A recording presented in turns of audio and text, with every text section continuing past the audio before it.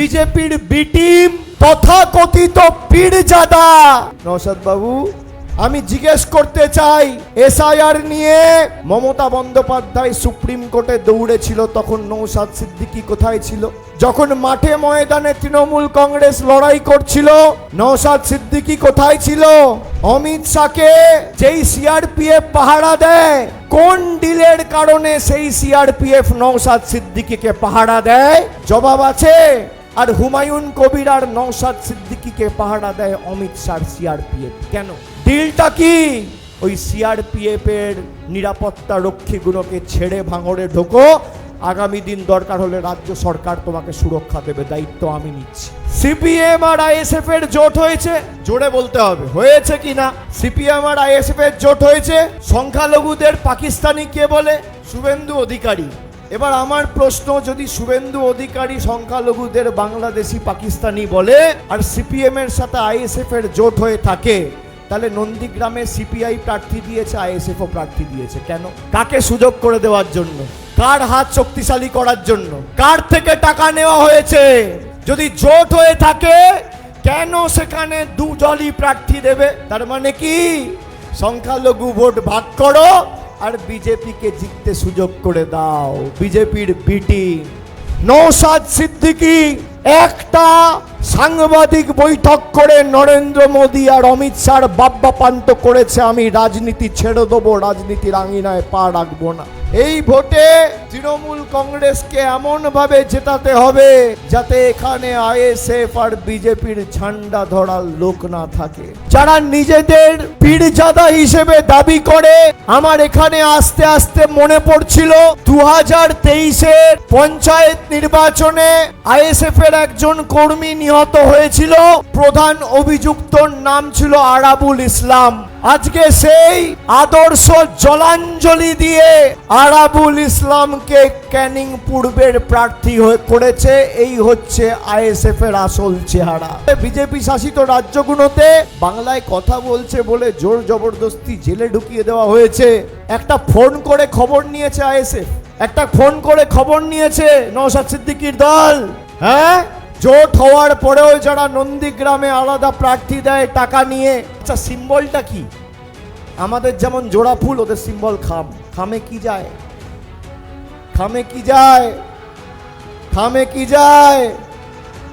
তা খামে করে টাকা গেছিল বলেই কি নন্দীগ্রামে প্রার্থী নওশাদ বাবু? এখানে ধর্মের ভিত্তিতে নয়, কর্মের ভিত্তিতে ভোট হবে। ফলের নিরিখে এবার ভাঙড়কে দক্ষিণ 24 পরগনায় প্রথম হতে হবে। উন্নয়নের নিরিখে প্রথম করার দায়িত্ব আমার। 5 বছর আগে আইএসএফ করেছিলেন, আজকে সেই আইএসএফ এর প্রার্থী আরাবুল। ভালো লাগছে? তৃণমূল যাকে বহিষ্কার করে তাকে এরা মাথায় করে তুলে রাখে। বিজেপিও একই জিনিস করে, আইএসএফও একই জিনিস করে। আমাদের আবর্জনা ওদের সম্পত্তি। অনেকে ভাবে শৌকতকে জোর করে তৃণমূল ভাঙড়ে দাঁড় করিয়েছে। আমাকে 1 বছর আগে শৌকত বলেছিল, দাদা আমি ক্যানিং পূর্বে নয়, আমি ভাঙড়ে দাঁড়াবো, ওকে হারাবো। আমি দুটো প্রশ্ন নওশাদ সিদ্দিকীকে করলাম। এক হচ্ছে, অমিত শাহকে যে পুলিশ পাহারা দেয় সেই পুলিশ নওশাদ সিদ্দিকীকে কেন পাহারা দেবে? আর 2 হচ্ছে, যদি সিপিএম এর সাথে কংগ্রেস আইএসএফ এর জোট হয়, তাহলে নন্দীগ্রামে আইএসএফ কেন আলাদা প্রার্থী দেবে? এই দুটোর সদুত্তর নওশাদ সিদ্দিকী দিক।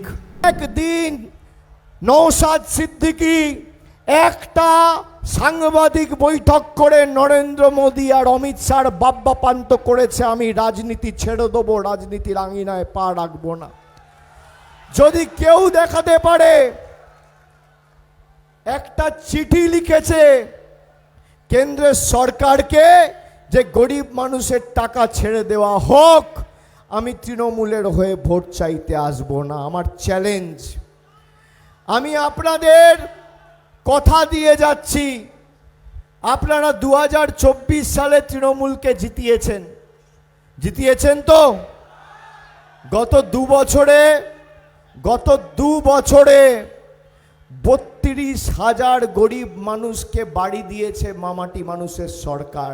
2 বছর, গত 2 বছরে এখানে ভাঙড় এবং ক্যানিং পশ্চিমে ভাঙড়ে 21,000, ক্যানিং পূর্বে 15,000 যুবক যুবতী প্রতি মাসে যুব সাথীর টাকা পাচ্ছে। গ্রামীণ রাস্তা ভাঙড়ের ক্ষেত্রে প্রায় 44 কোটি আর ক্যানিং পূর্বের ক্ষেত্রে 72 কোটি টাকার গ্রামীণ রাস্তা আমাদের সরকার তৈরি করেছে। আমার সাথে এই জেলার মায়েদের ভাইদের, বিশেষ করে যুব সমাজের প্রতিনিধি, তরুণ তুর্কি যুবক ভাইয়েরা যারা আছো, তোমরা আমাদের সহকর্মী। আমি এই জেলার সাংসদ, দক্ষিণ 24 পরগনা আমার কর্মভূমি। দক্ষিণ কলকাতা যদি আমার জন্মভূমি হয়, দক্ষিণ 24 পরগনা আমার কর্মভূমি। আমি ডায়মন্ড হারবার আর ভাঙড়ের মধ্যে কোনো পার্থক্য দেখি না। আমি তোমাদের অনুরোধ করব যে এবার কোনো রকম ভাঁওতাবাজিতে পা দেবে না। এবার উন্নয়নের স্বার্থে শওকত মোল্লাকে ভাঙড় থেকে জেতাতে হবে, আর ভাঙড়ের সার্বিক উন্নয়নের দায়িত্ব আমার। আমি কথা দিয়ে যাচ্ছি, এখানে ধর্মের ভিত্তিতে নয়, কর্মের ভিত্তিতে ভোট হবে। আগামী দিন অন্ন, বস্ত্র, বাসস্থান, শিক্ষা, স্বাস্থ্য, কর্মসংস্থানের ভিত্তিতে ভোট হবে। এই ভোটে তৃণমূল কংগ্রেসকে এমনভাবে জেতাতে হবে যাতে এখানে আইএসএফ আর বিজেপির ঝান্ডা ধরার লোক না থাকে। আমি আপনাদের ছোট্ট একটা উদাহরণ দিচ্ছি। যারা বলে সংখ্যালঘুদের ধারক আর বাহক বলে নিজেদের দাবি করে, আমি জিজ্ঞেস করতে চাই, এসআইআর নিয়ে মমতা বন্দ্যোপাধ্যায় সুপ্রিম কোর্টে দৌড়েছিল, তখন নৌসাদ সিদ্দিকী কোথায় ছিল? যখন মাঠে ময়দানে তৃণমূল কংগ্রেস লড়াই করছিল, নৌসাদ সিদ্দিকী কোথায় ছিল?